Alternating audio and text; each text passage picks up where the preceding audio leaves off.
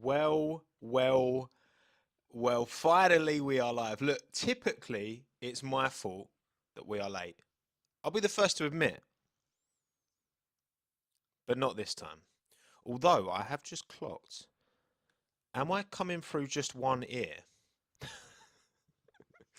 Uh, Chat, am I coming through just one ear? Or can you hear me all right? Because I think I'm coming through just one ear. Let me know. Yeah, on the left. Okay, we are coming through just one ear. Don't worry, don't worry. I got this. I got this.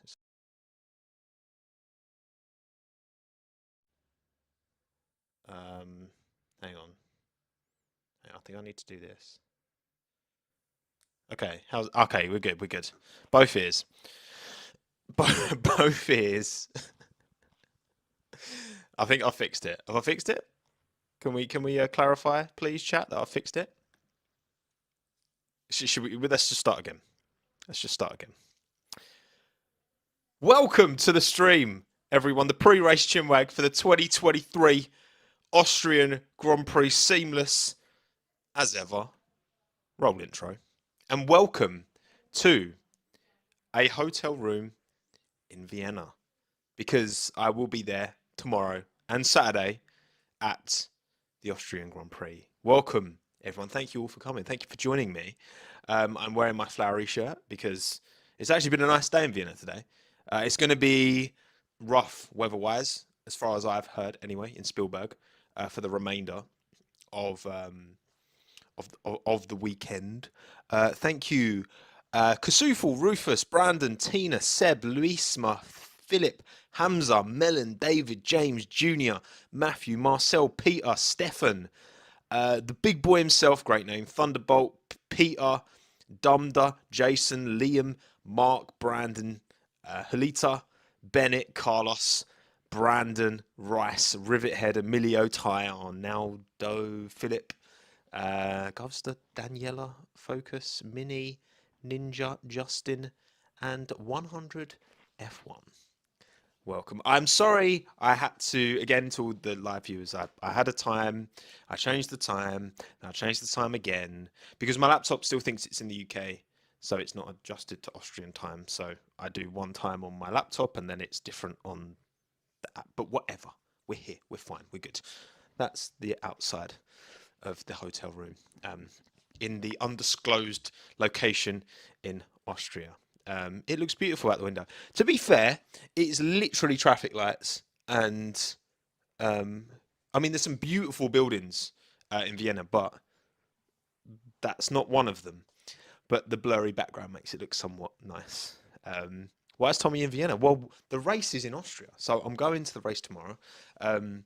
It's a bit tricky with Spielberg because Spielberg's in the middle of nowhere. So if unless you book early, I imagine you can get accommodation near to the track, but you fly into Vienna typically anyway. So it is a bit of a trek. Hopefully the train will be about 2 hours each way tomorrow to the track, but it might be a bit more than that. We'll see. Hopefully, you'd imagine for the Grand Prix weekend, a lot of people probably stay in Vienna. Saw a lot of F1 merchandise out in the town today. So, yeah, you would imagine that maybe there's a infrastructure has been put in place to accommodate people like me who are here for the Formula One. But we'll see. Yeah, the backdrop looks alright, doesn't it? It's got like bright lights and that. It's cool. It's like the last lap set. But yeah, I will be back on Sunday morning, flying back. So I'm going to see the sprint race tomorrow. It should be cool. And then flying back Sunday morning to then do the last lap on Sunday. Ready for a stroll, wet banger. Absolutely, Nicola. Absolutely. Right, okay, cool. Let's crack on with the stream. A couple of things, though, beforehand. First, of course, audio only for your ears. If you don't want to look at me and the nice background, if you want to miss out on that, which you're entitled to, then Apple Podcast, Spotify, wherever you get your podcasts. And also, this wouldn't be possible. I wouldn't be in Austria if it wasn't for today's stream sponsor, Head Out. Thank you, Head Out, for sponsoring this stream. Thank you for getting me out to Austria for the Austrian Grand Prix at Spielberg. Tommo 30 discount code if you're interested.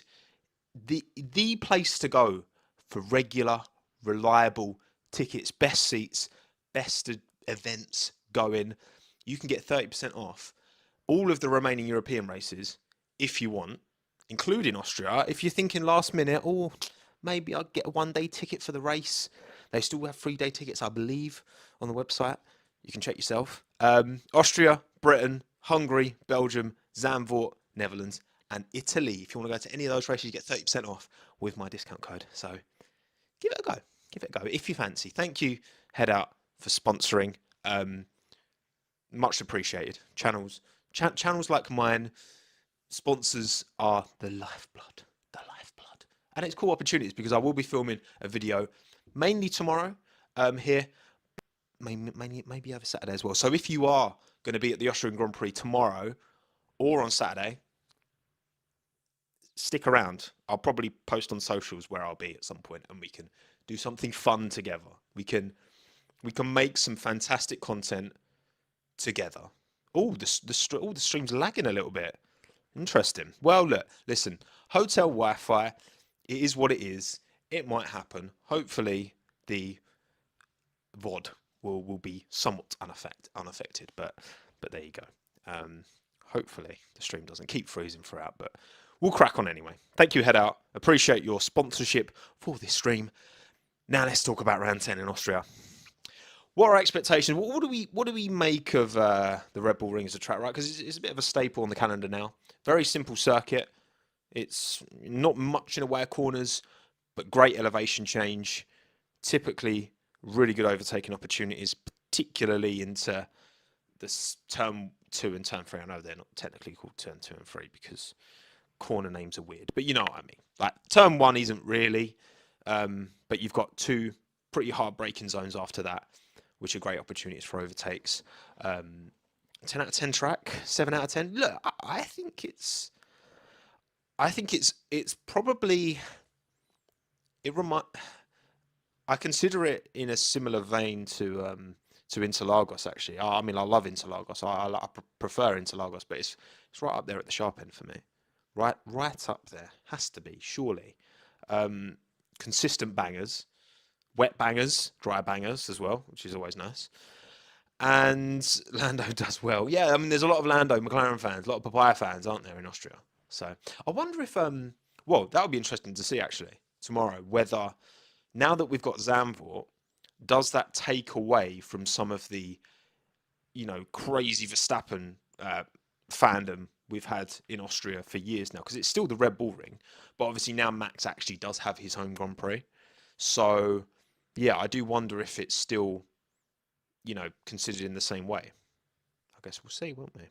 But yeah, I think typically it's going to be. And again, the rain is looking forecast. Again, a beautiful day today in Vienna, but Vienna is about a 2-3 hour train from Spielberg, and a bit of a microclimate around there.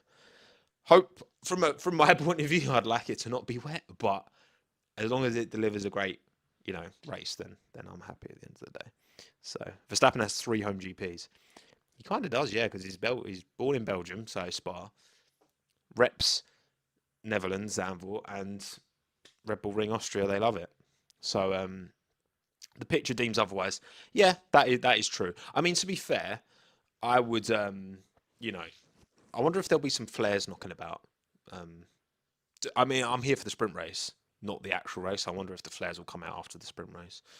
We'll see. With Monaco, yeah, true. He does live in Monaco as well. There you go. All right. So generally speaking, I think it's a pretty well considered race. And last year we had a Charles Leclerc win, which feels like, man, watching the replay back before this, I was like, man, I can't believe Charles won a race. I'm just so used to Max winning now. It's pretty mad. We had what? Carlos's engine went bang. We had that great 5-car scrap between like Joe, Norris, Magnussen, Schumacher, one other. We had a few people getting bonked on the outside, like Lewis bonked Albon, which, moving on. There's a lot of, what can I say? There's a lot of opportunity for that corner to rear its head. It always seems to be a bit of a, the drivers can't seem to agree how much space is right to leave. Okay, we'll see. Yeah, Haas were doing. I mean, look, Haas seemed to turn up in Austria. There's something about this place that seems to work for Haas. And if it works for Haas, it should work for Ferrari. Ferrari's race pace in Canada was very good, and they actually managed their tyres quite well. So, I mean, obviously, it's looking pretty good for Max, isn't it? He always goes well here. And last time he didn't win though. It was Charles. So, stranger things have happened. We will see. We will see. Someone forgot to tell science to cook instead of cooking the engine. It happens. Yeah, heavy impeding Q1. Yeah, this is one of those tracks because it's so short. Like Q1 traffic is just sketchy, man. So sketchy. Like obviously Monaco is an issue with Q1 traffic, right? But Austria is not far off. We see a lot of it. They're carrying a lot of speed around this track as well. I know they had to make a few changes, didn't they, to the MotoGP layout, and they had to add like a chicane down that first kind of main straight because it was just after that Rossi incident where he almost got wiped out. That was sketch McGee. But there you go. We move. Right. Okay. Let's reflect on how things are looking. The driver standings. Look at that. Look at that. You know what? There's only really one you need to look at. Because 12 is a great number. 12 is like my favourite number, to be fair, to be honest. It is actually my favourite number. And 7's my next favourite number. So, Alex Albon, P12, not P7, hopefully. Well, eventually he'll be P7, of course he will. Doing bits, but yeah, Max stretching his legs in the Drivers' Championship. Comfortably clear now of Checo, you got to say. You got to say that. That gap seems somewhat insurmountable. What, 195 to 126? There you go. I couldn't quite read. I've got good eyes, but not that good eyes. So 195 to 126 is significant, very significant points gap between the two. So I don't know. We'll see. What race does he clinch it? Yeah, I mean, look, the thing is, like, upgrades are coming. We're seeing some big upgrades from McLaren. There's some pretty interesting shots of that McLaren that have been popping up on Twitter. Shout out Albert Fabrega, always bringing the sauce. There we go. Guitar, you are the first to drop the 69. Well done. Shout out. I was told there would be no math. No, last time I did math, I mugged myself off. So I'm going to refrain from that this time. No, I think that. Well, we'll get into my predictions, but I can see a coalescing towards the end of the year. We're still not even halfway through this season with the upgrades coming pretty thick and fast. But again, the onus is on all these other teams, the other 9, to catch Red Bull. The onus is on them. You can't mandate in the rules that Red Bull will be caught. It's up to Mercedes, it's up to Ferrari, it's up to Aston Martin to do the job, to catch. And it feels like a way off, but who knows? Maybe that McLaren upgrade. We'll see. No, it's the first of a few, the big upgrade McLaren. It's the first of a few little. They're coming along. They're coming along nicely. Yeah, so that's how the driver standings are sitting. Verstappen clear ahead of Perez and Alonso, as we all know. And then constructor standings. Honestly, I don't really care. I mean, Red Bull running away with it at the front. Mercedes, Aston Martin should be pretty close, I suppose. Williams got all that ATR. Because the ATR reset is, technically the ATR reset is tomorrow, I think. Isn't it? Because it's the start of, no, it'd be Saturday, the ATR reset. It's the 1st of July. It's when Aston Martin lose all their ATR. So Aston Martin have got today and tomorrow of ATR left. So they should be working hard in the factory to get all that ATR. Come on, Aston Martin, you can do it. McLaren said Baku is their new car. Why should I believe them now? Because when have McLaren ever misled you about the performance of their car? When? Don't worry, they're all guilty of it, McLaren. It's nothing personal. Alpine are just as bad, if not worse, when it comes to that. But there you go. Vienna Spotlins. Well, thank you for welcoming me to your beautiful city. It's a lovely gaff. Would recommend. Right, okay, cool. Okay, predictions time. Predictions time. Bangers and clangers for the 2023 Austrian Grand Prix. I obviously polled, as I did, but a poll out last night on Twitter, YouTube community, got about 2,000 responses, so thank you. I've also done one. So, let's start with mine. Yes, Hannah Minton. I can't show you Minton because I am in Austria, and Minton is in the United Kingdom. So there you go. My predictions, race. Verstappen win. Shock. Shock. Banger drive, Lando Norris. Goes well round here. Upgrades. Let's see. Okay. I'm drinking the Kool-Aid a little bit. All right. Just a little sip of the Kool-Aid. Little sip. Kleiner de Vries.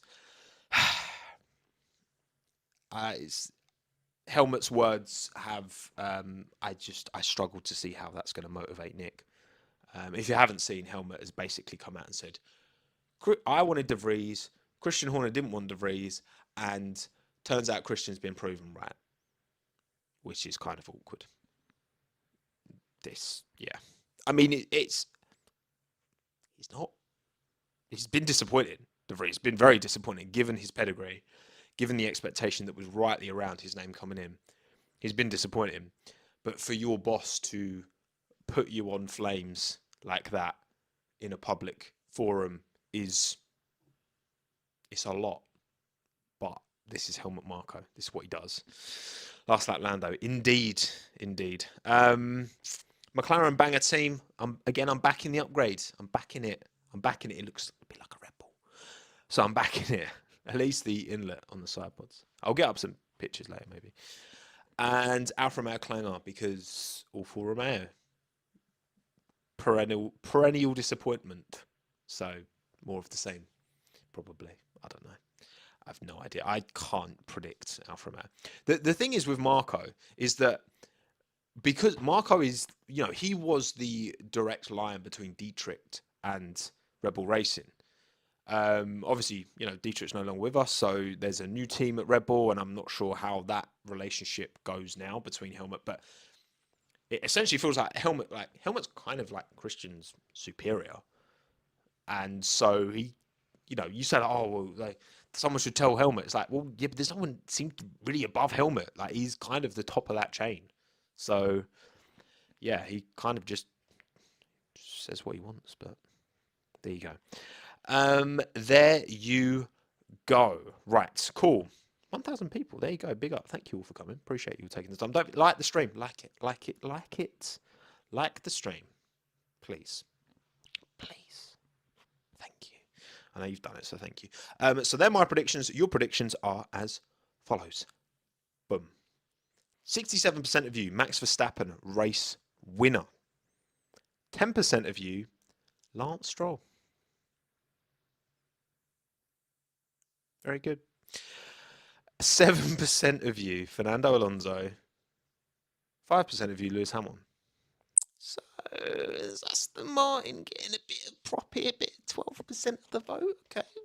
17%. Sorry, I can't count. 17% of it.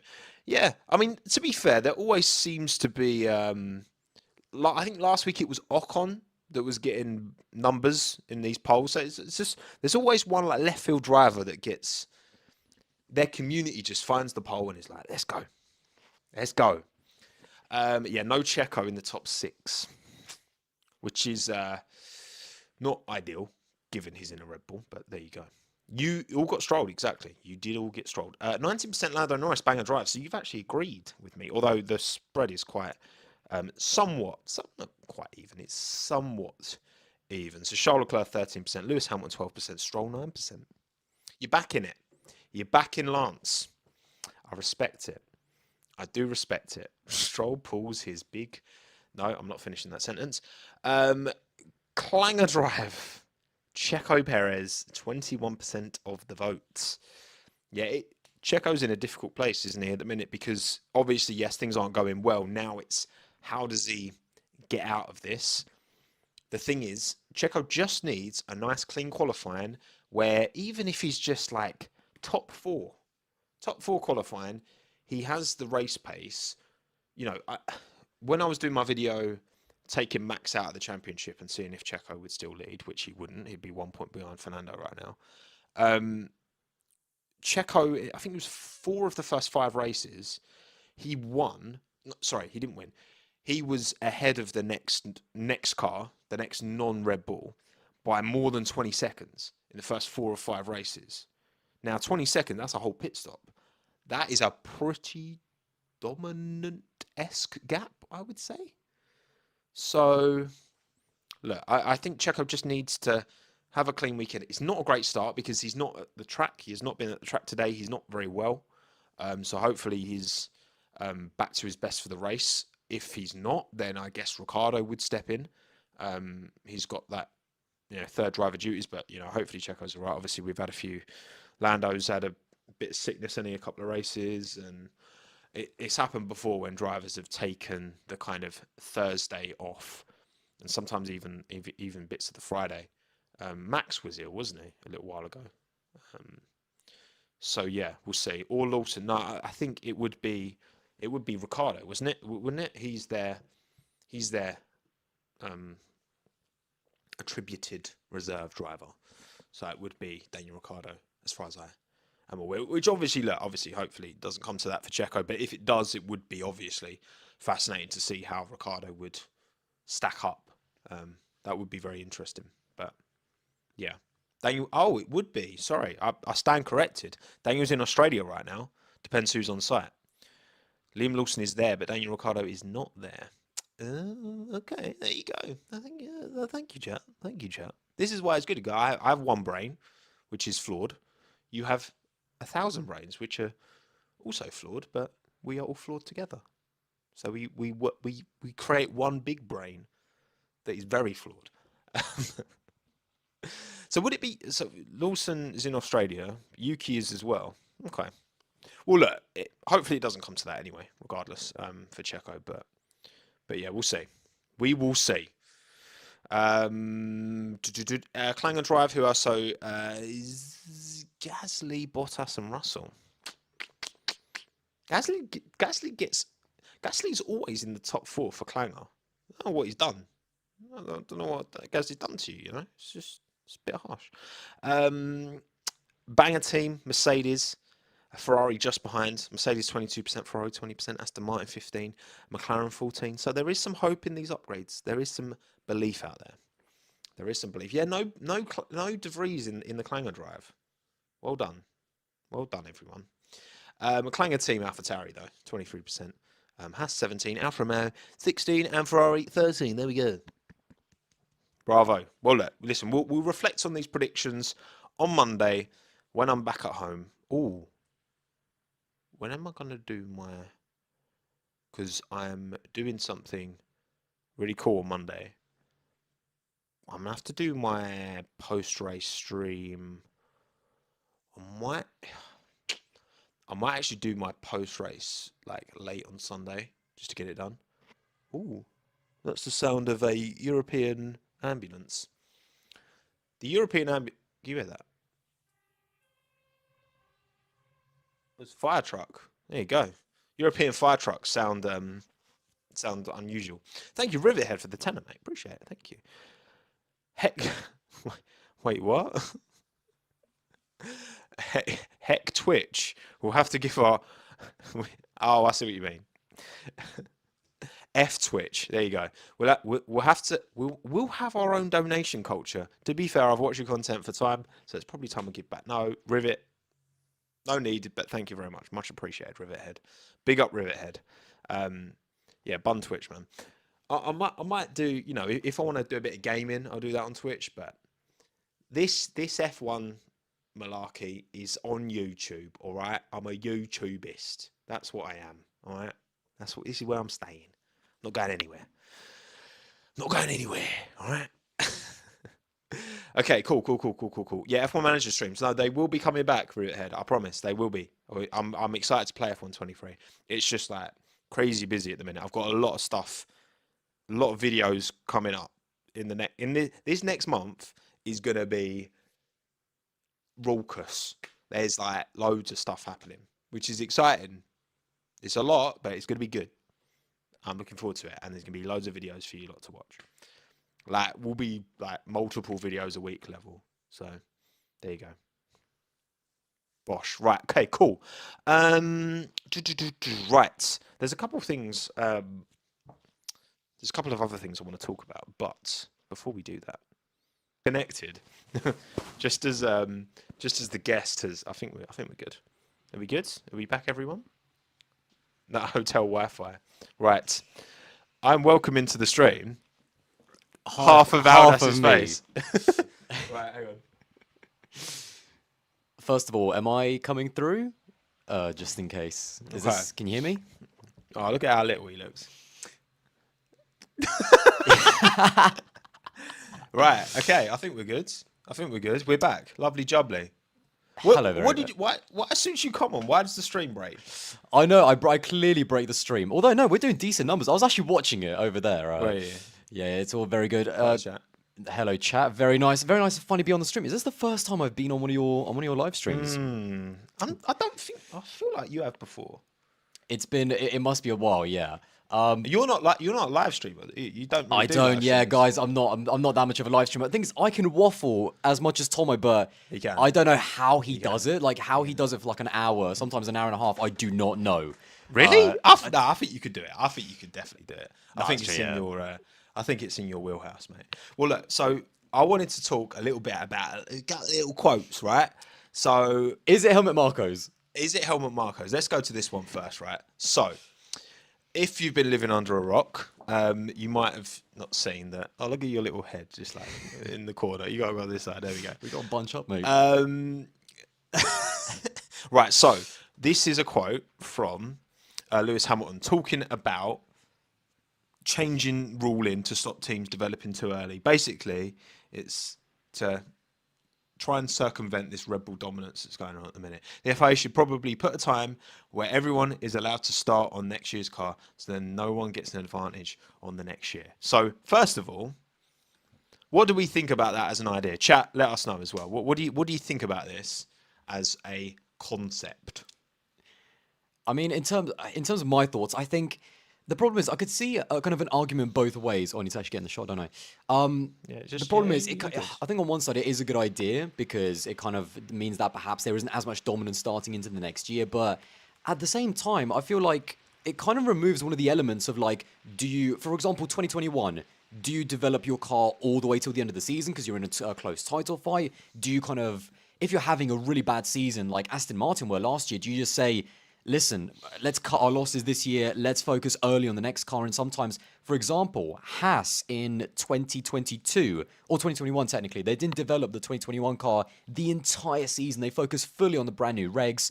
And ultimately, they came out with a pretty good car. So, for 2022, and that's because they spent all of last year or all of the previous season developing their car. So, yeah, I get where Lewis is coming from. I think most of it is just frustration that Red Bull are dominating. Obviously, he was in that position years ago. And I think it is a bit I'm not saying it's a bad idea, but I quite like that flexibility of you can develop whenever you want. We don't know if Red Bull are still developing their current car. I mean, they obviously are because all teams are. But yeah, it's a good idea, but it's not one that I think really works. Yeah, I think you're right. I think any rule that you introduce will have knock-on effects, not just... Yeah, you might want to, think, okay, this will peg Red Bull back, but you're right, it will affect teams at the bottom just as much as it will affect teams at the top. And there's always, incremental gains, I guess you can make by like you said with Haas, like consolidating your resource, right, and seeing where that takes you. I mean, what people saying? Yeah, there's a bit of a split amongst the chat. So again, I understand. Is that always the options? By the way, yes, no, Well, no, they're not always the options. But there's only 4 options. YouTube, add more options, please. I keep asking you this, and I know obviously you're not watching, are you? Come on YouTube. You are watching deep down. And look, obviously, I see your comment, Hamza. Hamilton being hypocritical. We'll get onto that. Ultimately, right? Whether it's a good idea or not, regardless of whose mouth it's come out of, right? Whether it's Lewis or whether it's bloody Nick De Vries, right? If it's a good idea, then it should be considered. If it's not, then it shouldn't. And I mean, most of you think either no or just... I don't think it's the answer. I'm leaning more on no because Listen, at the end of the day, the only reason that we're having the season that we're having is because Mercedes and Ferrari dropped the ball. Like, Aston Martin Correct. themselves admitted at the beginning of the year that, yes, they're second best, but in reality, they're almost there accidentally because the other teams underdelivered, relative to them. Like, Aston Martin have made a jump, but Mercedes and Ferrari have massively underdelivered. So I think it's one of those where, of course, there's frustration from Mercedes and Ferrari. They're used to, well, Ferrari's not used to winning, but Mercedes are used to winning. And so when they're not, that frustration is always going to boil over. Lewis Hamilton fans and Mercedes fans have been, basically retrieving all of the quotes that Christian Horner was saying the exact same thing, back when they were dominating. So this is what happens. I think me and Tommo talked about it. It's just the cycle. When you're not dominating, when you're not dominating and you have been in the past, then it's just that frustration that boils over. So yeah, it's kind of expected. It's funny you say that, Aldas, because like you say, Max did flame back a little bit. We weren't talking about that when he was winning his championships, right? So I don't think we should now. Which, look, again, there are receipts from Christian Horner, Red Bull. Not as much Max, to be fair, but he does say we. He implies the team. So true. Yeah. True. Again, like, it wasn't. Like you say, it didn't come from Max, but the team were talking about how like it's not good for F1 to have domination in the sport. Blah blah blah. Like ultimately, like I can't get too like these are F1 teams. They always pull this nonsense, right? Every person in Formula One, they all whine. Like, they're all hypocrites. They're all hypocrites. Yeah, they all do it. They're all guilty of it. And so I'm not gonna sit here and be like, oh, well, Lewis is a hypocrite, or oh, actually, like that. They would all like Max would be whining if he was in Lewis's position. Lewis is whining in his position. Like that's just the way it goes. Like that's just the way it is. And like, you're gonna try and exert pressure on the authorities if you think you can gain an advantage. And that's clearly what Lewis is trying to do here, to try and gain an advantage, just like Red Bull did when Mercedes were dominating. That's it, I think, listen, at the end of the day, Mercedes and Ferrari need to just...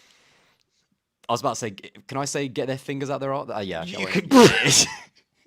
You mean pull their fingers yes, out that's their the arse. one. Pull that exactly. They need to get If you're going to say that, at least get it right out. Yeah, I did. I bottled it a little bit, but you know what I mean. It's they need to seriously just they need to kind of live up to their resources, live up to their budget, and ultimately because they're under delivering, they're starting to like blame Red Bull. So it was the same actually when Lewis was dominating. When Lewis was dominating and all of the other teams kind of under delivered, I never blamed Lewis and Mercedes in the same way that I don't blame.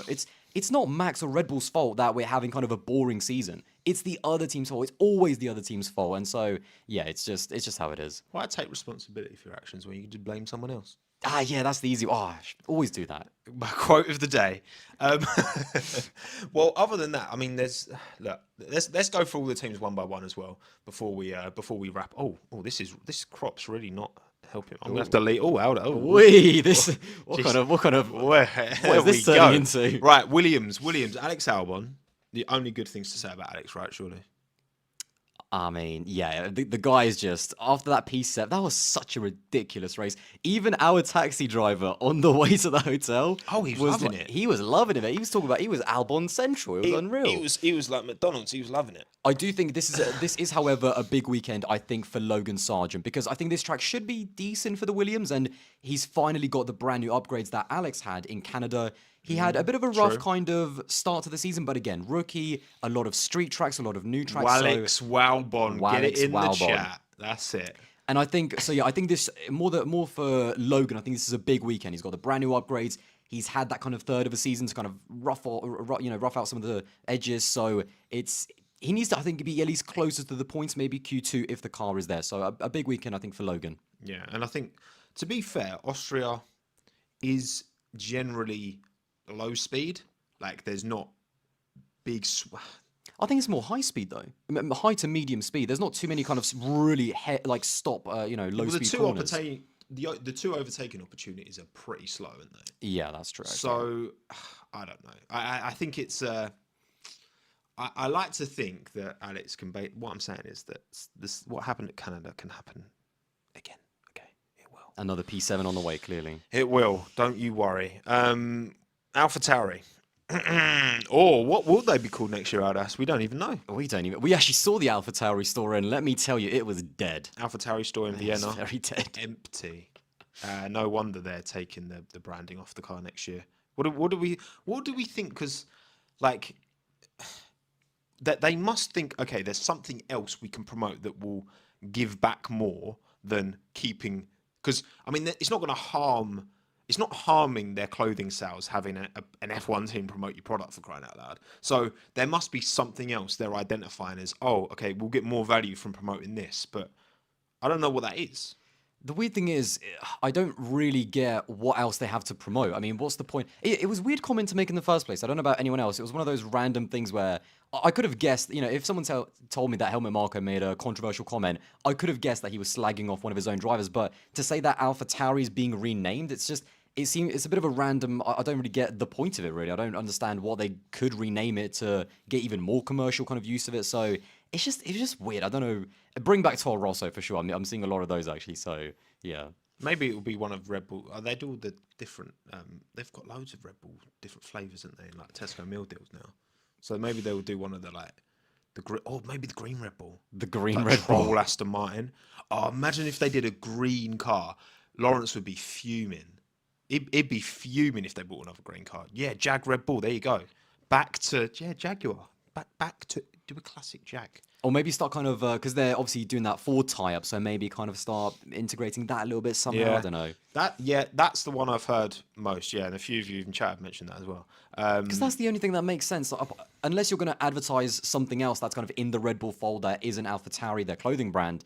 I mean, if Ford, maybe they want to kind of start that sponsorship early, so sponsor with AlphaTauri. But yeah, it's a weird one. Do we know if Honda are gonna, 'cause obviously Honda with Aston Martin from 26, but are Honda going to be still, because they're still affiliated with Red Bull now, are they still going to be affiliated in 24 and 25? I don't think they are affiliated anymore in terms of, I think it's just Red Bull powertrains. There's Honda staff, I think. I mean, chat can correct me, but I think there's Honda staff working on the powertrains, but I don't think there's any more Honda logos too much, to be honest. Well, because Yuki's still got one on his visor strip, and I'm sure they've still got one on their overalls. So, yeah, I'm not sure. I don't know how Ford and Honda would feel about Red Bull zero sugar. zero sauce. Talking of well, actually, the stuff that matters. Again, De Vries, what do you think the comments that have come out mean for Nick De Vries? And like, has he got what? It's 4 more races till the break, right? Is it 4 races to save his F1 career?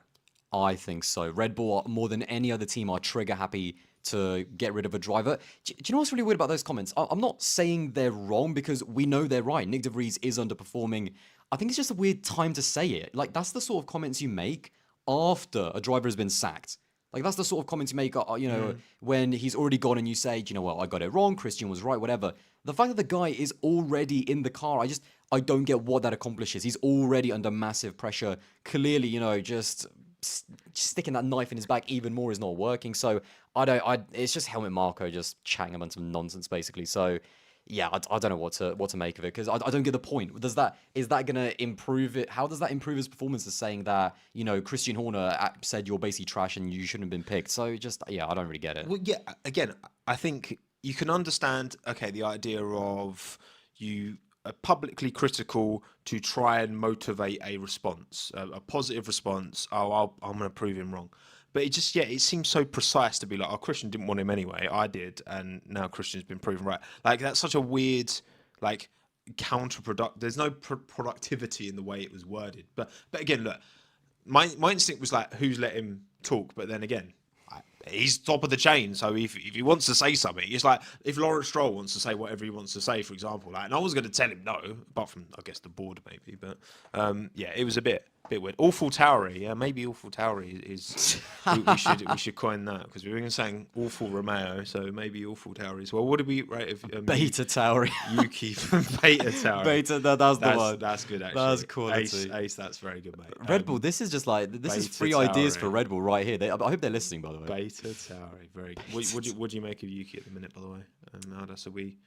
I mean, I've been Yuki coin good, yeah. Yeah, Yuki coin. Yeah, stocks are going through the. He beat Max Verstappen in equal cars. He did. Technically, he did. There was a bit of reliability tax on that, but let's ignore that part. But no, I think Yuki's done a really good job this season. Nothing kind of I don't think he's been like crazy amazing. Not I wouldn't say get him in that Red Bull right now. He needs more time. He doesn't need to be rushed. That's the one thing we did learn when he came into Formula One. But he's doing a really good job, really nice progression. I think especially in the races, he's impressed me the most. I think how cleanly he's executed when the car has been there. I think he's been a bit unlucky that the points positions are so locked down because we have Red Bull, Ferrari, Aston Martin, Mercedes. There's only a few points positions to play for. True. And when you look at all of the P11s that he got at the beginning of the year, in another season that could have easily been points. So yeah, I think Yuki just needs to, keep his kind of feet firmly on the ground, but he's doing a good job. Yuki coin is going through the moon. The Yuki, right. Next we have Alfa Romeo. Next we have Haas. I have nothing to say about Alfa Romeo. Haas always do well in Austria. They always, at least one car. Why can't they just have both cars do well at the same time? Why is it always one car's in Q3 and the other's in Q1? And then they're both rubbish in the race as well, by the way. Because they're the definition of mid. Like, they can run one car, maybe. But to be fair, no, they do go well here. I mean, even I remember 2019 when they had a horrible season. I think K-Mag qualified like P4 or something. So it's weird how some teams, even through regulations, like do well at some tracks. So, but it's a weird one with Haas because they qualify well. I think Nico's been amazing in qualifying. Hulkenberg podium. I see that shout in the chat.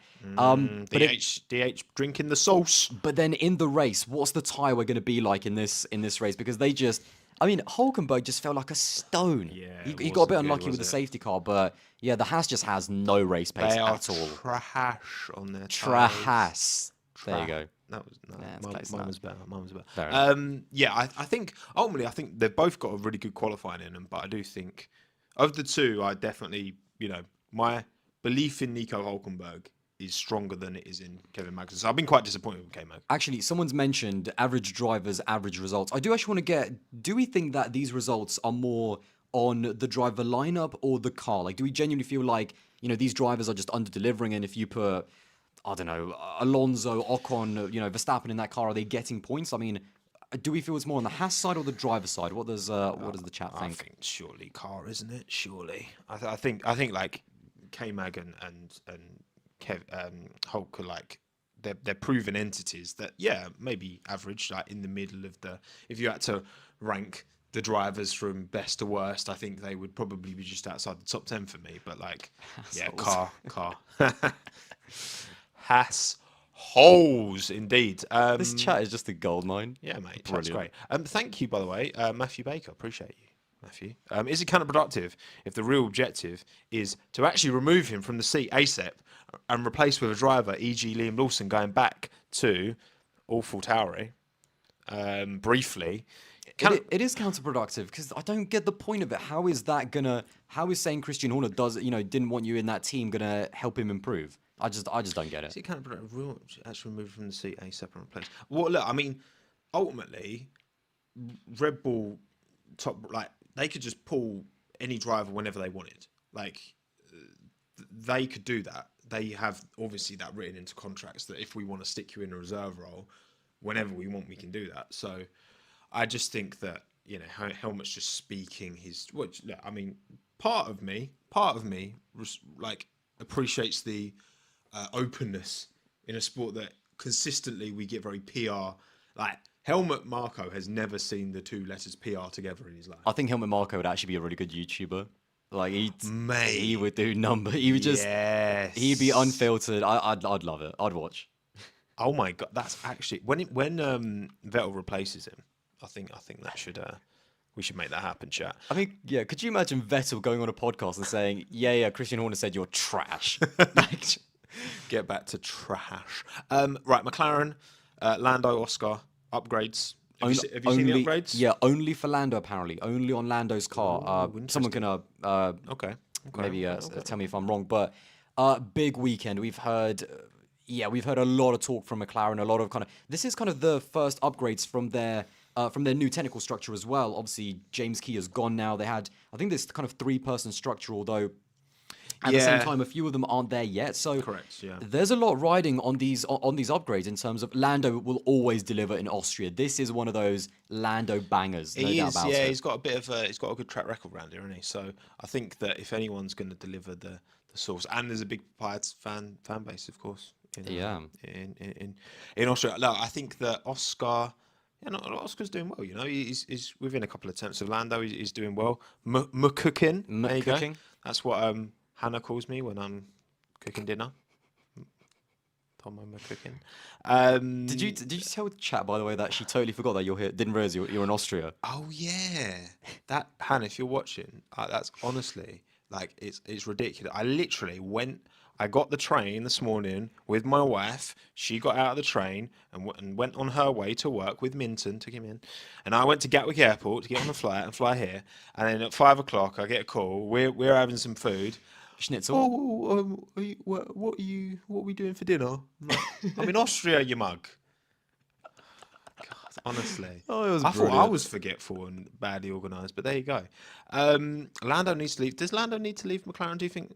Well, actually, I was chatting to Niall. Niall, if you're watching, great chatting with you, mate. And hopefully I'll see you at the Grand Prix. We were chatting about, so he's a Red Bull Verstappen fan. And he was like, he thinks Lando should be in that car next year.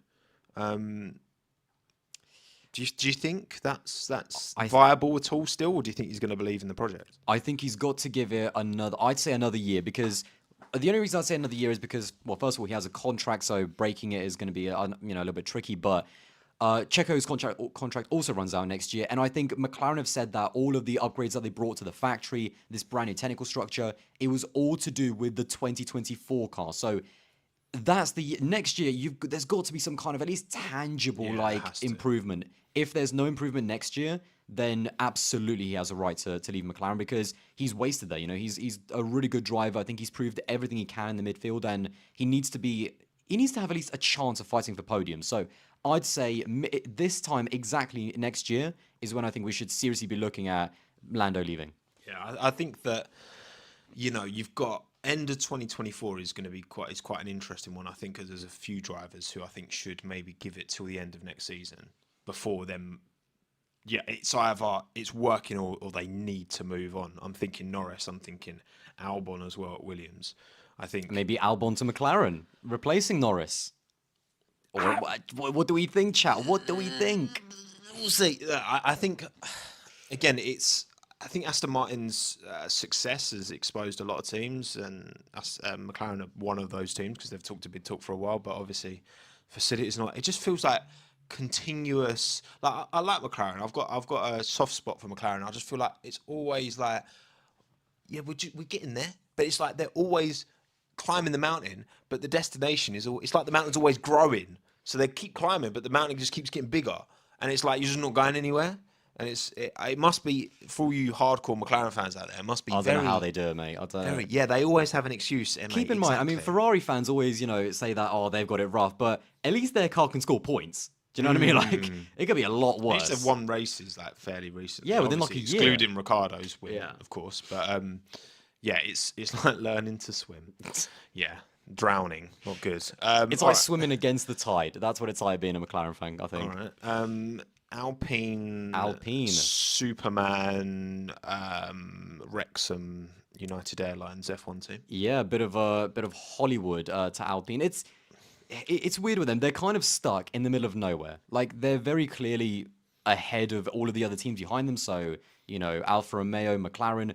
But they're not on the level of a Mercedes or Ferrari. So can they stay in that position, or can perhaps, McLaren's upgrades maybe bring them a little bit closer? I think Gasly needs a bit of a bounce back weekend, because he's had a few he had a rough weekend last time out. Obviously got unlucky with the traffic in qualifying.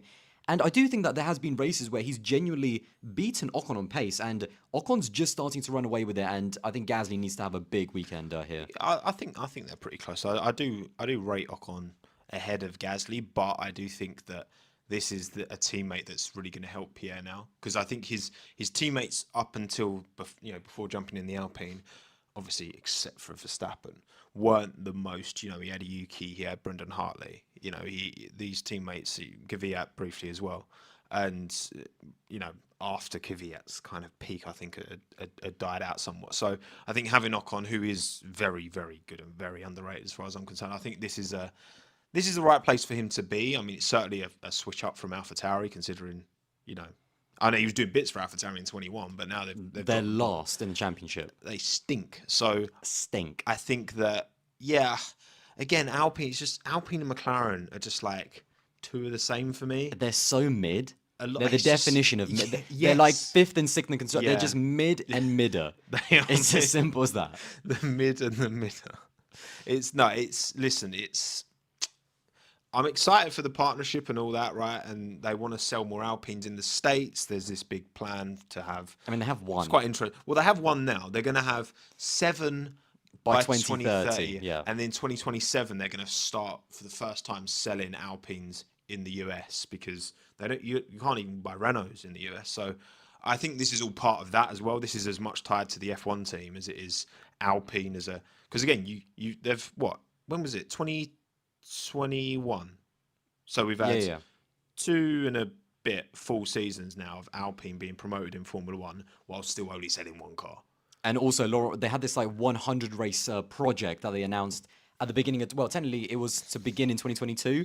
And I think Laurent Rossi has basically said, yeah, now we're turning into our 120 race plan. So he's just going to keep extending it as they keep going. I said the mountain keeps getting bigger. You keep that's just foolish. Rebrand it as Nissan. That would be cool. That would be very cool. All right, Ferrari. Successful here last year. Very good on their tyres in Canada. Surprisingly good. Very good race pace. I think that in Canada... Was that a one-off? It was more... It's so difficult to know whether it was track specific or not, because let's not forget they brought upgrades in Spain, and upgrades don't always work like bang, just straight away. So perhaps they needed to kind of sort out a few teething issues and setup issues in Spain. It looked a lot more promising in Canada, although I think both drivers under-delivered in qualifying. I think, we kind of know that. And then in the race, that just meant that they were on a recovery drive in the race. So this is, I think, a clean weekend. I'd love to see their pace, because we know Leclerc is quick around here. The car, again, a similar concept, won last year. So I think another big weekend for them. They could very easily be best of the rest and fighting for that kind of third place or podium if the Red Bulls finish 1-2. The car, without doubt, has the capacity to do that. It's just whether the whole team can bring it together. If Carlos doing his blocking didn't exactly help things. Like blocking everyone in Canada. Yeah, and even in the race, I think the team wanted to pull him in, didn't they? But like Charles and Carlos were like, no, we want to stay out, give us clean air. Boom, they made it work. I just want to see a little bit more of that from the drivers, because I think ultimately, it's they can't have much faith in the team. And especially Charles. I'm seeing a few yes, let's hope that they're not fire in this race, quite literally, because the thing exploded last time. So, that Ferrari heritage of reliability really came through last year. Charles made some good moves. He's had some quality battles with Verstappen. Unfortunately, I don't think we're going to get one this weekend for the sprint or the race, right? But, I mean, I guess the saving grace maybe are the weather conditions going to be different from Saturday? Let me have a look, actually. I'm going to look at my phone. From like Saturday to Sunday, right? From the sprint to the actual race. I think it's also weird do we think that Ferrari would they prefer the wet conditions or the dry conditions? I think the chaos of the wet conditions plays actually against Ferrari, because they're a team that just needs things to kind of like just go smoothly. A little bit. I think they just need a boring weekend where no drama, no red flags, no nothing, where they can just focus on themselves and actually get the best out of their car. So it's a tricky one. I think the dry conditions would be better for Ferrari. Interesting. So according to my phone, Saturday is precipitation all day, but Sunday is dry. Wow. So if you've got a wet sprint and then a dry race, that could actually be quite interesting, because again, when it's a cookie cutter carbon copy, it's not so good. And unfortunately, we're not here on the Sunday, but we're here on the Saturday for the rain. We're going to be on the last lap, though. Check that out. Make sure you're watching that. We are indeed. Come on, Ferrari, you can do it, Charles and Carlos. Mercedes, I'm not expecting too much, just because I do think this is going to punish their low speed. Those traction zones. Like, that really hurt them in Canada compared to the Aston and the Red Bull. So, I mean, I would be surprised if we saw a Mercedes on the podium, personally. The only kind of crumb of comfort I have is that last year that they were pretty good here last year because it was only the mistakes in qualifying that both George and Lewis made when they crashed out. They did say the car was quite tricky to drive, but it did. Am I making this up? Like I think the car did have pace throughout practice and kind of the early parts of qualifying here. So maybe now that it's improved, it could get a little bit better. But you're right. I mean, Lewis after Canada was just talking about the rear end of the very sus comments, but we knew what he meant.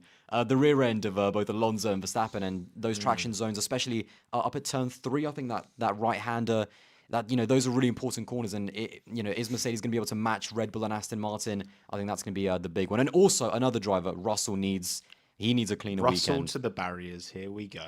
Yeah, I could see Russell having a bit of a clanger. Really? Yeah, I don't know. I really rate. I know you rate George. I really do rate George, but he's got a clanger in him. He does have a bit of a bozo gene in him a little bit sometimes. Every now and then. But yeah, I'd be surprised if they're on the podium, but who knows? Because that car is clearly moving in. And the more races they have these new side pods on, compose yourself, man. Sorry.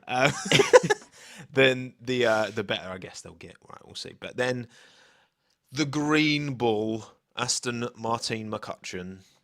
I mean, look, the people in the predictions think that Lance Stroll is like second most likely to win the race. So what? They're bugging. Lance, sorry, people predicting. Needs a clean qualifying. It's looking like it's going to be a little bit of rain. Hang on, let me check my phone again. I think it's a little bit of rain tomorrow, but not quite as much as Saturday. Yeah, Friday's like a little bit of precipitation later in the day. It's difficult to know where their car's going to be. I mean, it's been quite strong pretty much in most tracks, but Alonso last year was actually, he had so much bad luck last year in terms of reliability, in terms of things I think going wrong in the race as well. I think he had to come into the pits again because I think the team fitted one of his wheels wrong. But he still scored points. Like, he was incredibly strong around here. So Alpine, man. Listen, you can never, this season in 2023 with this car, Alonso is always a podium contender, and you never know. I think with the sprint, it does invite more chaos, especially if the weather also has an effect. So I'm Alonso definitely on the podium.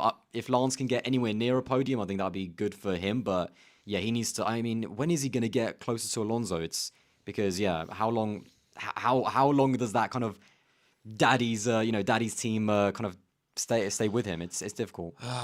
Lance, I do hope he has a good. You literally said to me, it's like, why do you keep saying Lance is going to improve? Which I mean, he surely he must, because he's like he's why?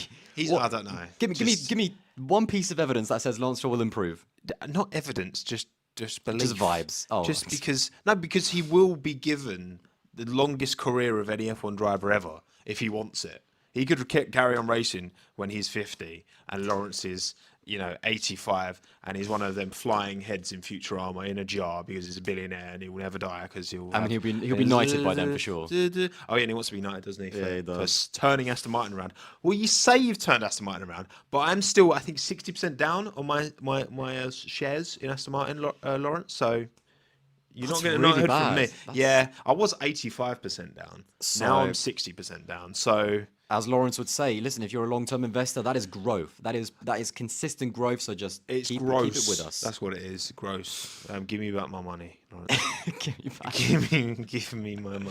Give me that bag. All right. Finally, Red Bull at their home from home. One of the strongest tracks, maybe. Yeah, actually, I'm going to go even higher than Mexico. This is the strongest track for Max on the calendar. No. I think Max is different gravy, as you would say. Around here, I think obviously he's got the support of the fans. This is another home race, one of like 4 or 5. I forget now how many he has. And Red Bull are going to be strong. The only thing again that can catch them out, I think, is obviously reliability, which you never know, and just the sprint format in general. It just adds obviously more, but. The drivers at the front, for the most part, they behave quite well. They're top quality drivers, the likes of Alonso and Hamilton, so they're not going to, De Vries it into the back of someone. So it's... I'm trying to fight. Chat, tell me reasons right now why Max won't win this. Give me some good reasons. Yeah, anything. Let's get the most apart from just vibes. Creative reasons for Max Verstappen to not win the race. Aldas trips and falls on the circuit and punctures Max's tyre. That's a good one because the hair is quite Yes, out. it's yeah. This will puncture a tire for sure. It's quite solid. Nuclear strike. I bloody hope not, Jamie. Otherwise, Not where we're here. No, there'll be no post race chinwag that way. If that happens, hits 2 birds. Yeah, look, listen, 1 bird wasn't enough. Who do you reckon? Do you reckon that was part of Lawrence's plan? You maybe release the. I can imagine him like Mr. Burns-esque, releasing the birds, and then wanting just, Did you see that thing after the race? Yeah, though? Like, it the was picture not of a it? pretty sight. That thing was history. Russell takes him out. You know what? George would, because he took out Checo last year, didn't he? He did. Race? That was an interesting collision because that's a very tricky corner where I think it tightens a lot more than people realize. Oh! OBS is disconnected. I think it's going to come back.